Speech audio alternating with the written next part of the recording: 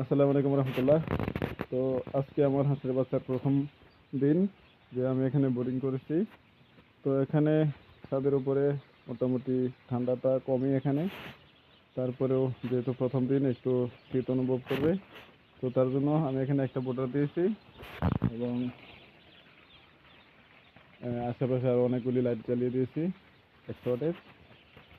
তো বাচ্চাগুলি বেশ মোটামুটি ভালোই, তবে সবগুলো বাচ্চা এক সাইজের নয়, কিছু কিছু বাচ্চা ছোট বড় আছে। আর এখানে আমার 3টা বাচ্চা মারা পড়েছে, আরও 4-5টা বাচ্চা আছে প্রতিবন্ধী। আর বাকি সবগুলো দেখা যায় ভালোই। তো কয়েকদিন গেলে হয়তো বোঝা যাবে যে বাচ্চার ফলাফলটা কীরকম। তো আমি বোর্ডিংয়ের মধ্যে সেফা 1 এবং আরেকটা কি মেডিসিন, মোক্সোসিলিন আর লাইসোবিট, এই 3টা মেডিসিন ইউজ করেছি বোর্ডিংয়ের মধ্যে।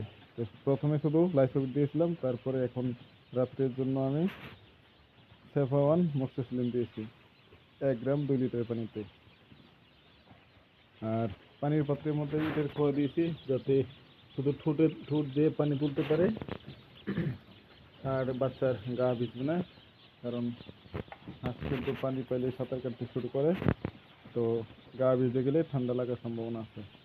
তো মোটামুটি ভালোই শুকনা দেখা যায়, দু একটা আছে কিছু ভিজেছে। তো এই সিস্টেমে বোর্ডিং করলে আশা করি ভালোই হবে, তবে দেখা যাক কীরকম হয়। 2 দিন গেলে হয়তো বোঝা যাবে যে বাচ্চার মর্টালিটি কেমন।